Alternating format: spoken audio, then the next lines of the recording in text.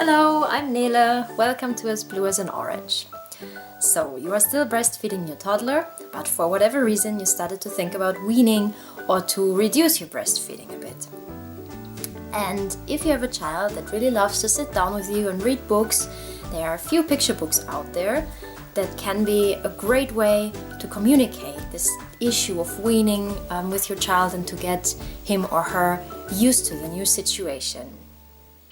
So I would like to present you some of those books today, give you my opinion on them and tell you how my 2-year-old son reacts to them.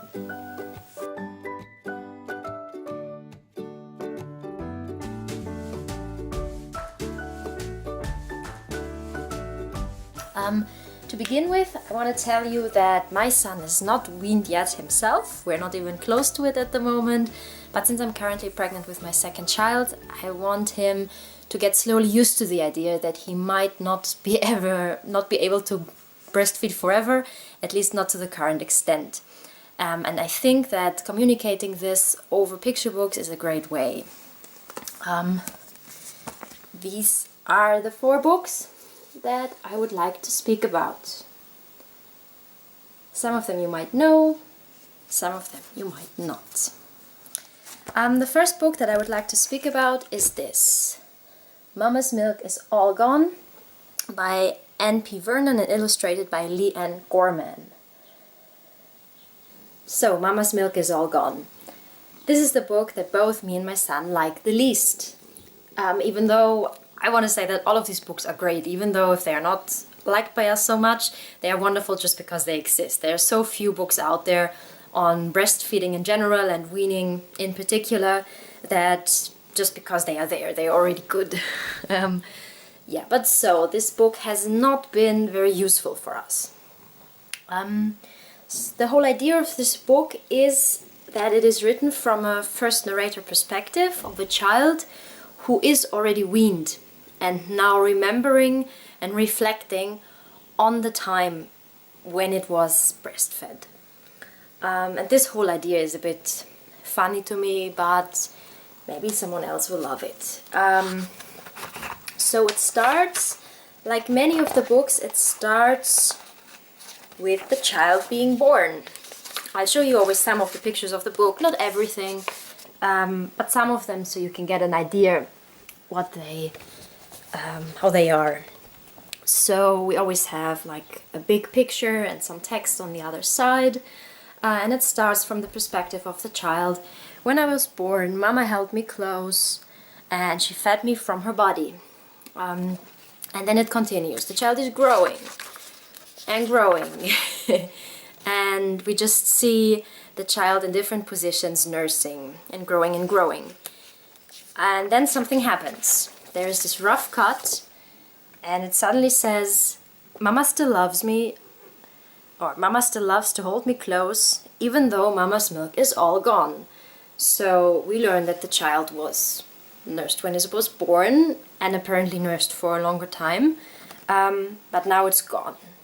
So reading this as a grown-up, my first thought is, oh, what happened here? Why is it gone? It's not discussed. Did the child decide to wean herself, or did the mother decide to stop breastfeeding, or was the milk really just gone? We don't get an explanation for this. So as the grown-up reading it, I feel like there is some explanation missing, some moment in which this is discussed, why you might stop breastfeeding. But actually, maybe for the child it's not necessary. I'm not sure. Probably the child doesn't care. It just states it's gone, it's over. Okay.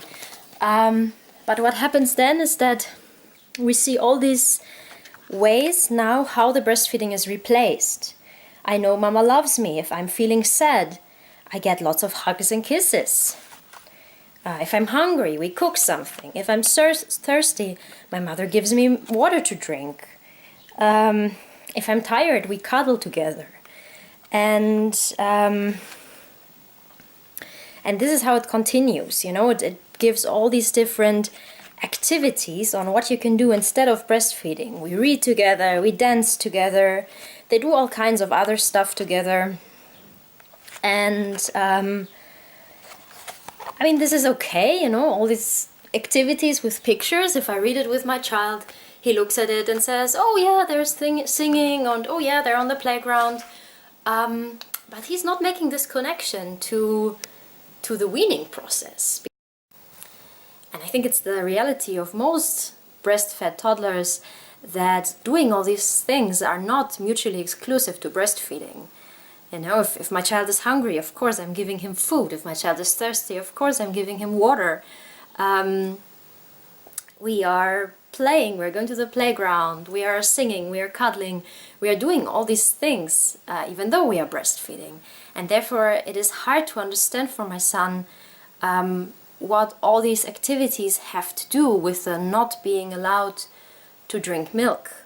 And I think that many other children would have the same problem. So I think that this book, it might just not be designed for our needs of like getting a child used to the idea of weaning and starting the weaning process, helping this process.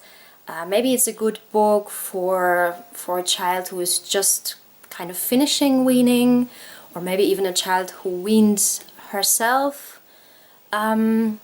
So for families in other situations, this book might be good. For us, it's just not so helpful because it's not really explaining anything about stopping to breastfeed and what it means to stop breastfeeding. Yes, this is about it. The second book I would like to speak about with you is Ready to Wean by Elyse April. It's a bilingual version in Spanish and English. So this book is actually quite comparable to Mama's Milk is All Gone because both of the books are built up in a very similar way, but with some clear differences, and I would always prefer Ready to Wean over the latter one. So also this book starts with the baby being born, and we see like a newborn baby nursing in his mother's arms. Very nice. And then also here we have, like in the beginning, we have different situations in which babies and toddlers nurse.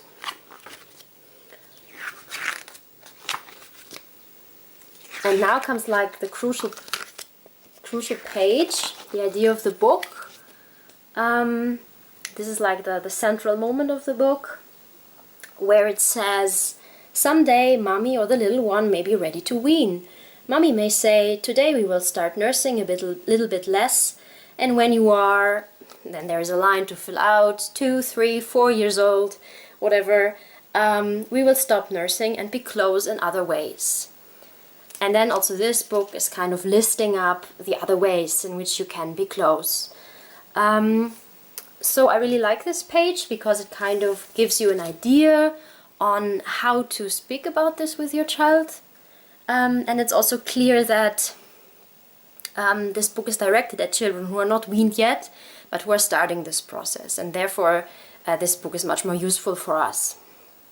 And it's also clear that all these alternatives that are being proposed now, what other nice things you can do together, it's not something that you do instead of breastfeeding, but it's still like in the future.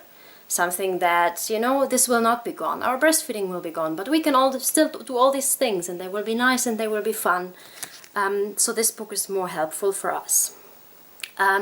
Nevertheless, I have some criticism about this book, some things that I don't like, some things that make me feel like this book is not written so much with a child's mind in mind.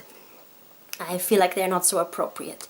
So one thing is that I feel that many pages are designed rather for the mothers to like them than for the children to relate to them and to like them. For example, those pictures, like it's laughing a bit about how it is to nurse a toddler. You know, sometimes mummies have to take off silly hats or dangling red earrings when little fingers begin to wander. Mummies may have to nurse in difficult positions. And so these pictures, I like them very much. And, you know, I look at this, I smile at it, I know these situations very well. everyone who nurses a toddler knows how it is to have their hair torn apart, or, you know, fingers put into their mouth or in their noses or whatever. You know this situation, you can relate to these pictures as a mother. But I'm not sure that my child can relate to these pictures, because at least of the age of 2, they're not doing these things so consciously, and they're not reflecting on it so much, that when he sees now a picture of another child doing it, he would like get the joke, I think. So he cannot really, he doesn't think much about these pictures. Therefore, I feel like they are more for the mothers to like the book rather than for the child to like the book. One other criticism about this book that I would have is that while I generally like the aesthetic of the pictures very much, it's a bit like Mama's Milk is All Gone. We have all these different snapshots of different children, but here we have clearly on each page it is a different child and a different mother or a different caregiver. All the mothers are ethnically very diverse, but so it's always different people. And I think that the child who looks at these pictures notices this, that this is not one story being told about one specific character, but it's always different ones, different children, different situations. And I think this makes it a bit difficult for the child, like, to follow the narration of the story and the chronology of the story. And another thing about the illustrations is that, in my opinion, they are a bit too modest. It's a problem you have in many books of this kind, that you actually never see a breast. You know, it's about breastfeeding, but you never see naked skin, you never see a nipple, you know. It would be so terrible to see this. And I think it's a pity. It's not completely necessary to see this for a child to understand what it is about. I don't think that, but it definitely makes it easier. And in my experience, toddlers who are still breastfed are also really interested in seeing these kind of details. So I think it's a bit of a pity that all women in this book are always very well covered.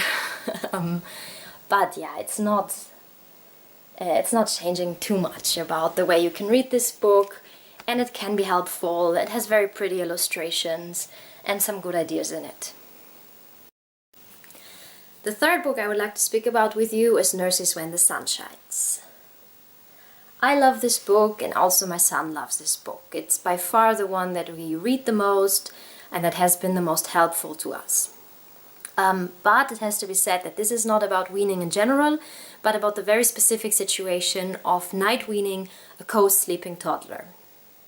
The biggest difference, and I think also a bit the reason why it is much better in my opinion, is that here we have a real narrative with reoccurring characters, and you see like one child going through the process of going to bed, falling asleep, waking up at night, managing to fall back asleep without nursing, then waking up in the morning and being allowed to nurse again.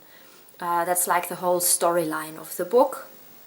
And the whole thing is told with very minimal text, which I think is very nice because it forces you to use a lot of your own language and to fill in a lot of how your own nights look like. So this book teaches the child that the night is for sleeping and not for drinking. And it does so mainly with two cues. The one is the situation of light and dark. It kind of teaches the child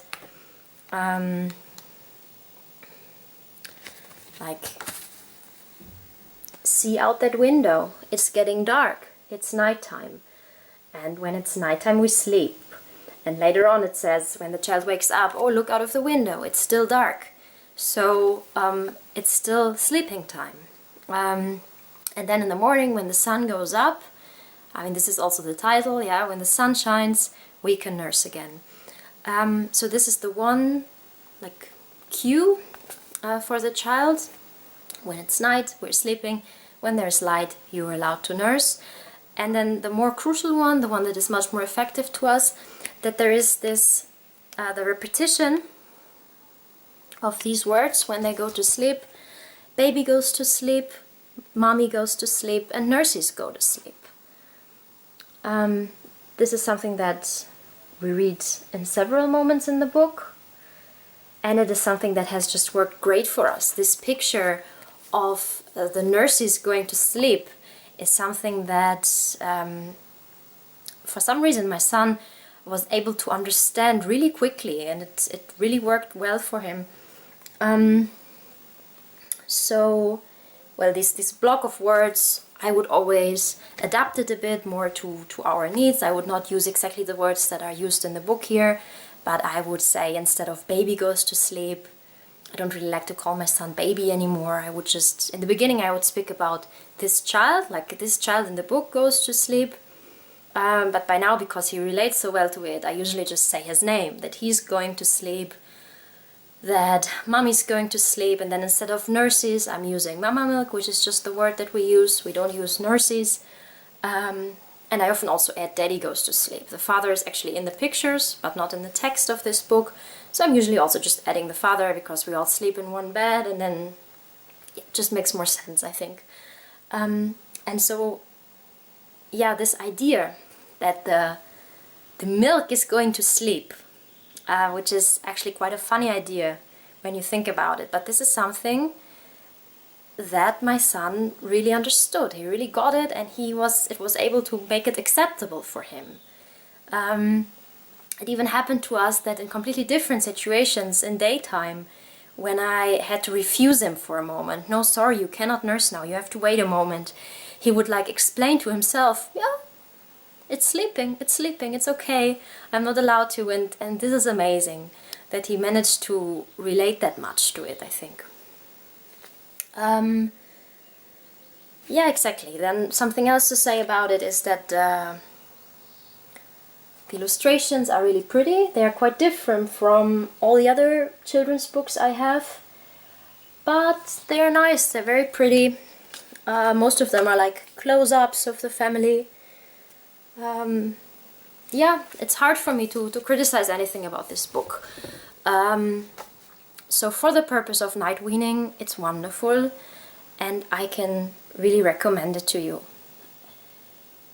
But maybe one warning, if you don't want to just night wean, but wean in general, then this book might, or is not the right thing for you, because it is generally still saying that this child is being nursed, just not at night. And there's also this wonderful picture in the end, when the sun has risen and they are snuggling again in their cozy bed and nursing. And so I really like this picture, it's wonderful, it's beautiful. But so, at least to my son, this is a huge trigger. When he sees this picture, he wants to nurse immediately himself as well. So if you're reading this book with a child that you want to wean in general, maybe this is not the best picture to show this child. But again, wonderful book. Okay, so the last book I would like to show you is this one. It's probably the least known one, because it is not in English but actually in German.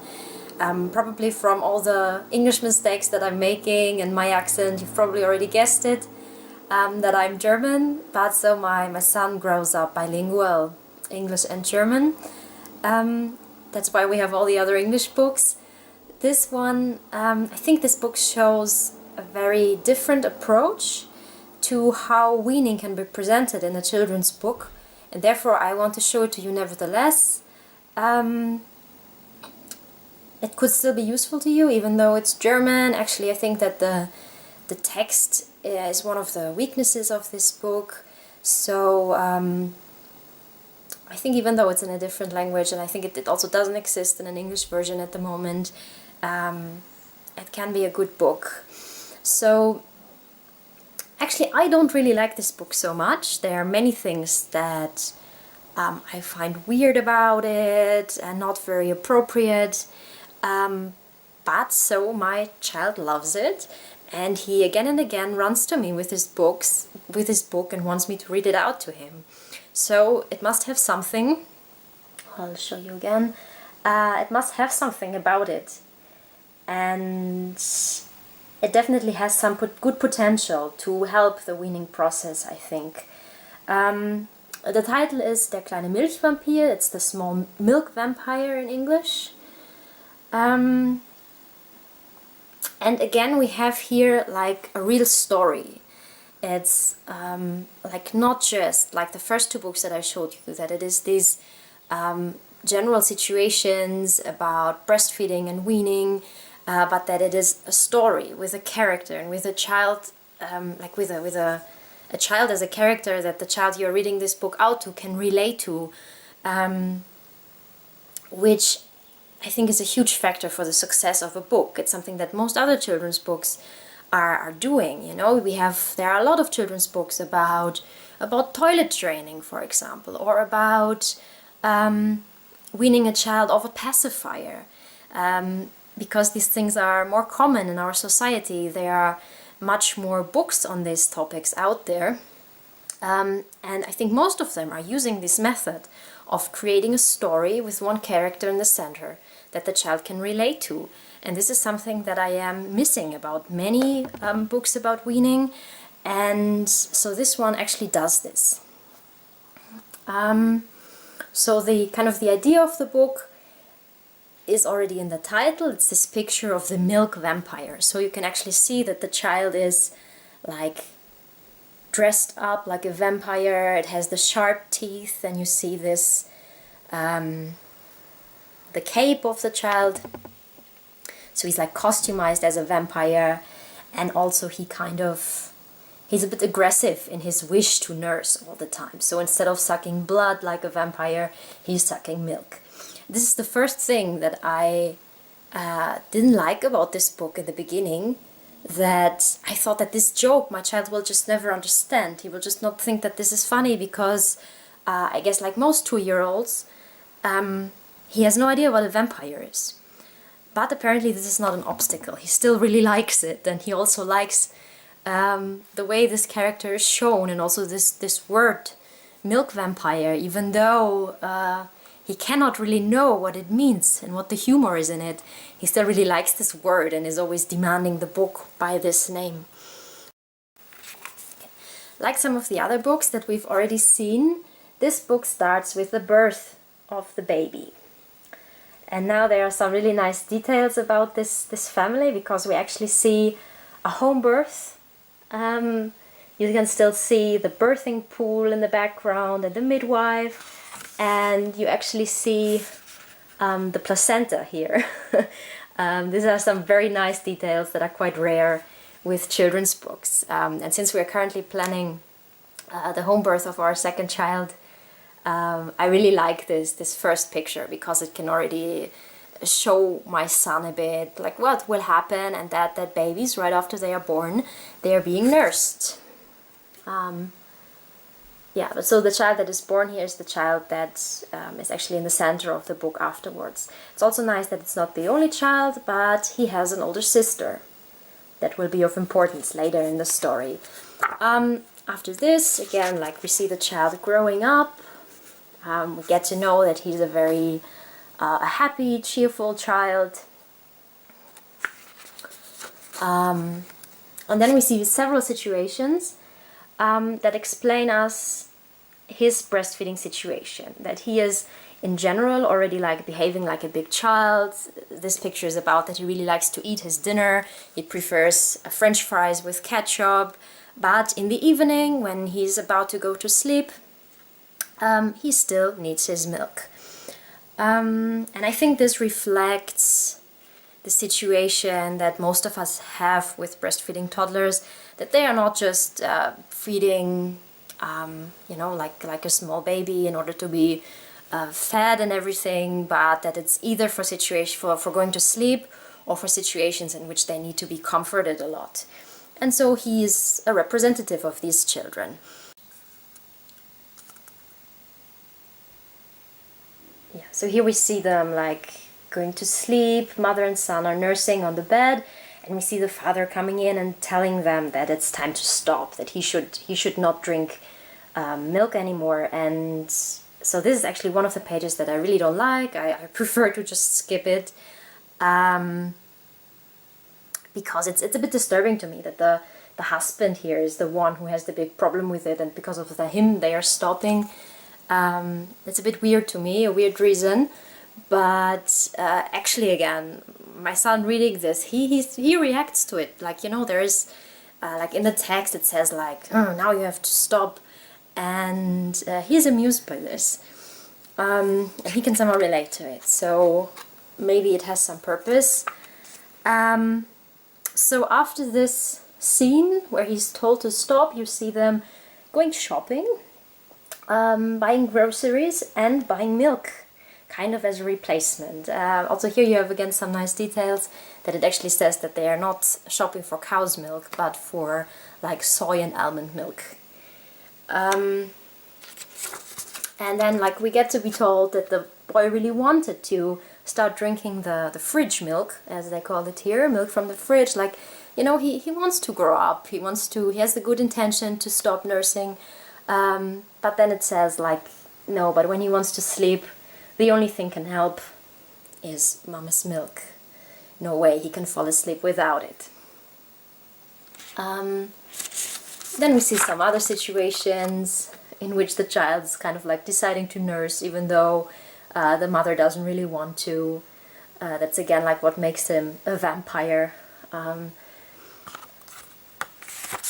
And now we actually come to the turning point of the book, the most important point in the narration. So it speaks about his big sister, that he would really like to do everything that his big sister does. Like her, he wants to go to the big slide and jump on the trampoline. And also like her, he would like to have a sleepover with his grandparents. So you see the sister going away with a suitcase with her grandmother to stay overnight at their grandparents' house. And now the problem for this boy is he would really like to do this too, but he can't, because he needs his milk for falling asleep. And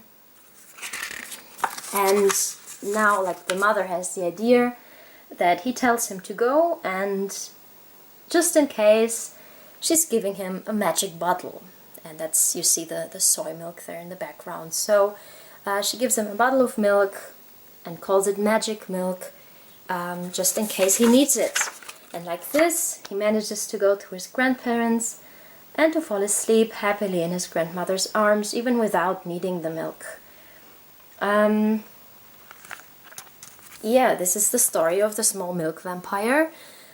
So there are many things about it that I personally don't like. I don't like the way the whole breastfeeding relationship is presented here, because it's shown as a very unidirectional thing. The child really wants and needs it, but actually the mother and also the father, everyone is already very tired of it.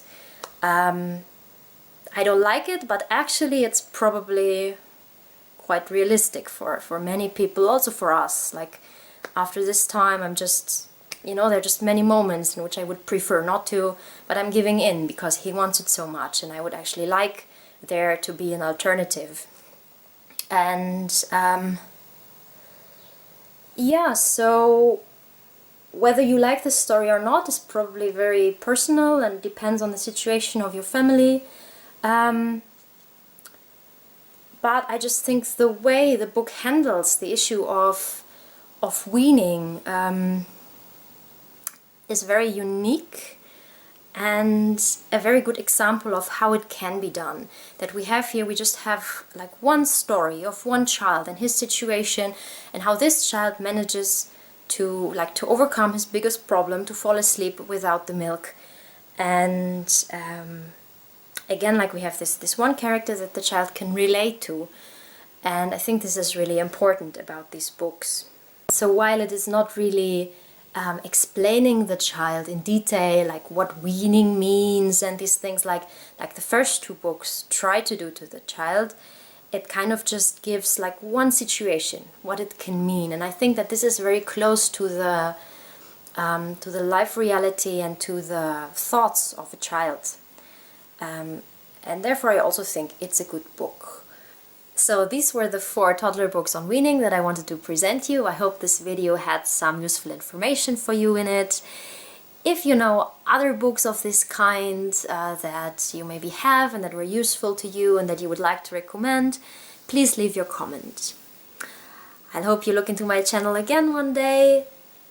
Please subscribe and give me your thumbs up. Bye bye!